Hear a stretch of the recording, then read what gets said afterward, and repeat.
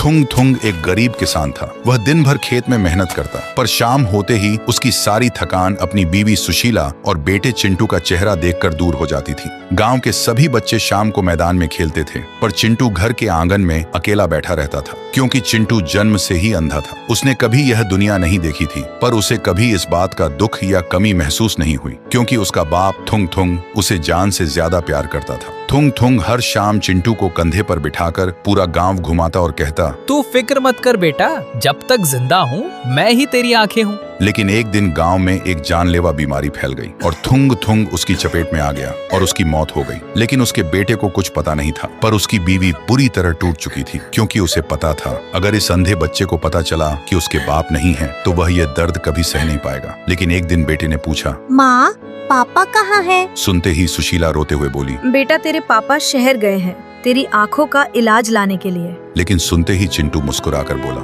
माँ आप झूठ क्यों बोल रही हो? पापा तो अभी भी मेरे पास बैठे हैं, उन्होंने मेरा हाथ पकड़ा हुआ है। सुनते ही सुशीला की रूह कांप गई, पर उसे कुछ समझ नहीं आया। और उस दिन के बाद गांव वाले जब भी वहां से गुजरते तो देखते कि अंधा चिंटू अपने आप कुछ बड़बड़ा रहा है और हवा में हाथ ऊपर उठा रहा है, जैसे कोई उसे कंधे पर बिठाना चाहता हो। देखते ही सब सोचते शायद बाप के लिए बच्चा पागल हो गया है। देखते ही देखते महीने बीत गए। एक दिन सुशीला खेत जोत रही थी और चिंटू घर में अकेला बैठा हुआ था। शाम भी हो चुकी थी। तभी आसमान में बहुत तेज बिजली चमक रही थी। पूरा गांव बिल्कुल खामोश था, क्योंकि बिजली इतनी ज्यादा चमक रही थी कि कोई बाहर नहीं था। लेकिन तभी एक तेज बिजली सीधा थुंग थुंग के घर पर गिरी और पूरे घर में आग लग गई। अंदर बैठे अंधे चिंटू को बिल्कुल पता नहीं था कि क्या हो रहा है। तभी सुशीला खेत से घर पहुंची, लेकिन पहुंचते ही वह चीखती रह गई, मेरा बच्चा अंदर है, कोई उसे बचाओ। पर आसपास बचाने वाला कोई नहीं था। सुशीला रोते हुए वहीं जमीन पर गिर गई कि आज उसने अपना बच्चा भी खो दिया। लेकिन तभी वहां एक अजीब सा सन्नाटा छा गया और जलते हुए दरवाजे से थुंग थुंग कंधे पर चिंटू को बिठाकर बाहर आया। देखते ही सुशीला की आंखें फटी की फटी रह गईं, पर चिंटू के चेहरे पर एक बड़ी सी मुस्कान थी। तभी थुंग थुंग ने बेटे को कंधे से उतारा और सुशीला की तरफ देखकर एक आखिरी बार मुस्कुराया। फिर उसने अपने हाथ चिंटू की दोनों आंखों पर रखे और बोला,